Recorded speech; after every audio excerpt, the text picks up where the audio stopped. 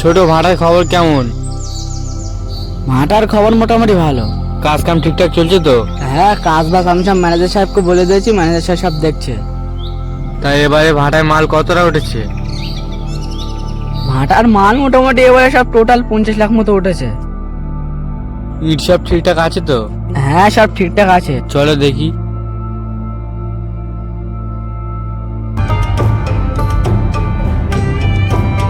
এই লাটায় মাল আছে 1 লাখ মতো হবে। এটা ক নম্বর মাল আছে? 1 নম্বর মাল আছে। তুই ম্যানেজারকে একটু ফোন করতো।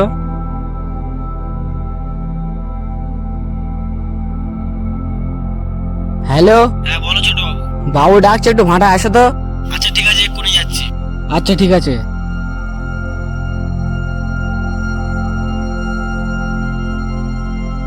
বাবু ডাকছিলে? খবর ভালো তো? হ্যাঁ সব ভালো। বলছি ভাড়ার কাজ বাজ ঠিকঠাক চলছে তো? হ্যাঁ সব ঠিকঠাক চলছে। তা আমি তো এবারে থাকতে পারবো না, তা যদি কিছু প্রয়োজন হয় তা আমার ভাইকে বললে ওই সব দেখে নেবে। ঠিক আছে। তাহলে আমি গেলাম। হ্যাঁ চল ছোট। ও বাবু, হ্যাঁ বলো। বলছিলাম যে ভাড়া এসে গেলে কিছু খেয়ে যাও। না না, আমি কিছু খাবো না, আমার পেট ভর্তি আছে। না না, খেয়ে যাও। ঠিক আছে তাহলে। তাহলে ওখানে গিয়ে বসো, আমি আসছি। আচ্ছা ঠিক আছে।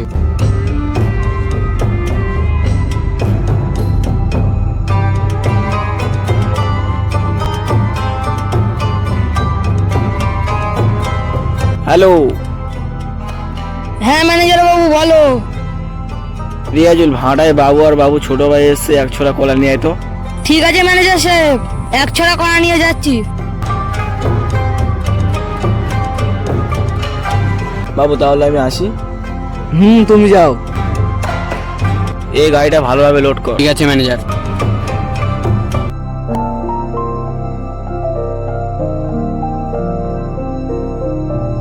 তাহলে ঠিকঠাক ভাবে সব দেখিস, আমি আসছি। হ্যাঁ আমি গেলাম। ঠিক আছে, সাবধানে যাবে। ঠিক আছে।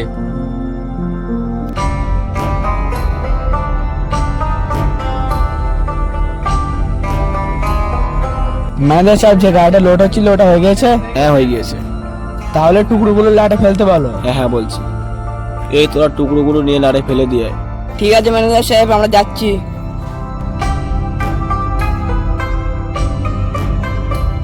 এই আপনা কোনো লোড কর।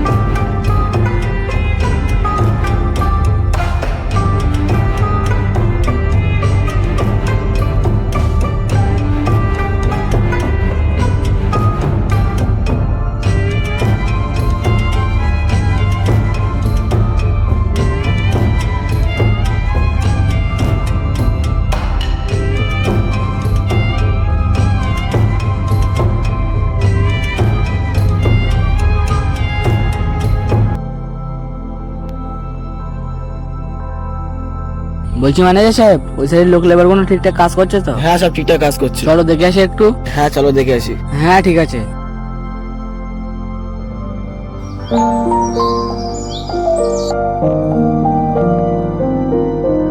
এই ছোট বাবু এসছে। ছোট বাবু কখন আসছো? বাবু কি ভাবছো? বাবু কি ভাবছো? বাবু কি ভাবছো? ওই কিছু না তো। হ্যাঁ এক্ষুনি এসছি আমি।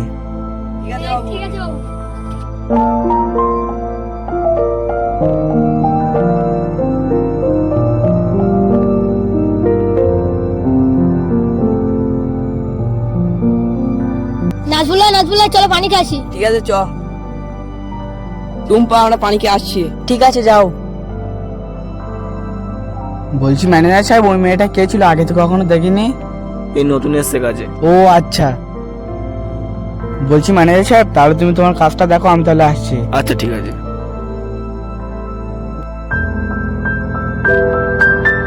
ওরকম এটা বলছি, সামনের দিকে একটু। বলছি তোমার নামটা কি গো? আমার নাম টুম্পা। তোমার বাড়ি কোথায়? আমার বাড়ি বিহারে। তোমার কাছে কোনো ফোন আছে? না। তাহলে আমি তোমাকে একটা ফোন দিব কেন? কথা বলার জন্য। দাও।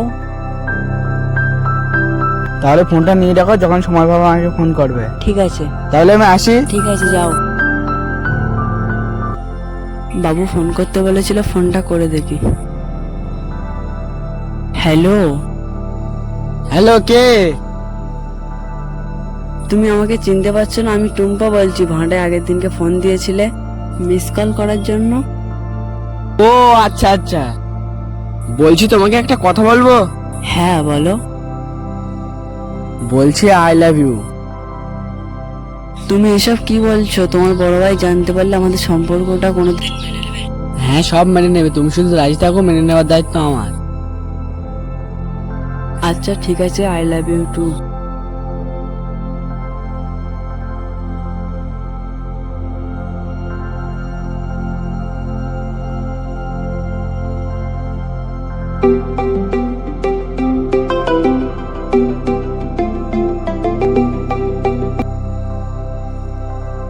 হ্যালো। হ্যাঁ, বলো জান। বলছি আমার সাথে আজ বিকেলে বটতলা দেখা করতে পারবে? আচ্ছা ঠিক আছে। ঠিক আছে। কই অনেকক্ষণ তো হয়ে গেল, এখন আসছে না, কটা বাজে দেখি।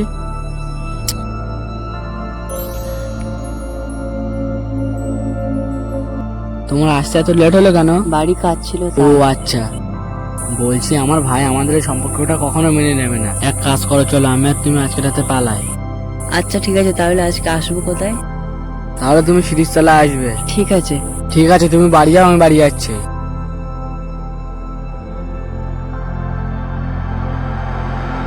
ওই গো, তাড়াতাড়ি ওঠো। হ্যাঁ, আমি উঠছি।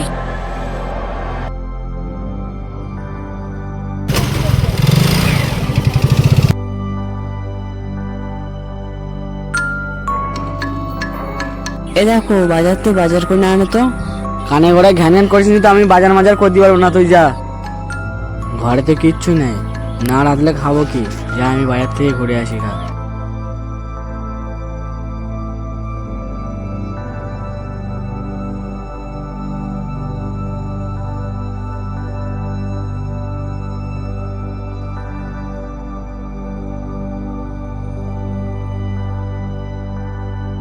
কই গো টুম্পা, এলাও, বাজার নিয়ে আসছি। কই দাও।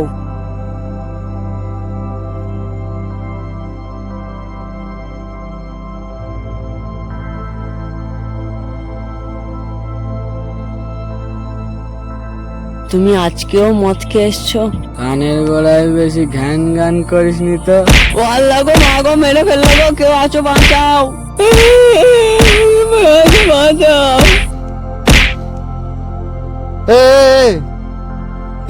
প্রত্যেকদিন তুই মদ খেয়েছে, তোর বোর মারবি? আমি মদ খেয়ে এসে আমার বোন মেরে সোদেরটা দেখি।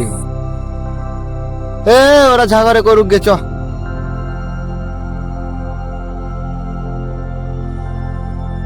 গ্রামে আর এই বিঘা অশান্তি ভালো লাগে না। চ, মোড়ল সাহেবকে ডেকে লেছি। হ্যাঁ, চ। মোড়ল সাহেব, মোড়ল সাহেব, কি হয়েছে? বলি ওদের বাড়ি ঝামেলা আছে, শিগগির চলো। ঠিক আছে, চ।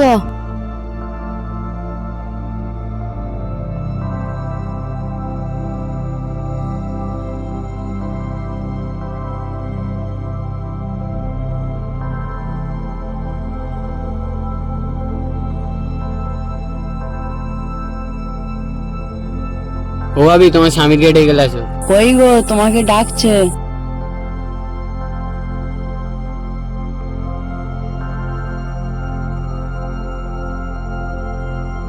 কি হয়েছে? এদের ঝামেলাটা কি খুলে বলতো? মোড়ল সাহেব, সাইদুল প্রত্যেকদিন মদ খেয়ে এসে ওর বসে ঝামেলা করে, আমরা গ্রামের লোক টিকতে পারিনি। তুই মারিস কেন ওরা? আমি আমার বোর মানতে তোমাদের গায়ে জল দোষ কেন? শোন, এরা পেলকে বের করেছে, এদের ঝামেলা আমি উঠ পাবো না, চ বাড়ি চ। হে গাইস, আপনাদের উদ্দেশ্যে বলছি আপনারা কখনো পালিয়ে বিয়ে করবেন না, কারণ পালিয়ে বিয়ে করলে কি হয় আপনারা তো ভিডিওটা দেখে বুঝতে পেরেছো। হ্যাঁ, একটা কথা, আপনাদের যদি ভিডিওটা ভালো লাগে তাহলে লাইক, কমেন্ট, শেয়ার আর সাবস্ক্রাইব করতে ভুলবেন না। ধন্যবাদ।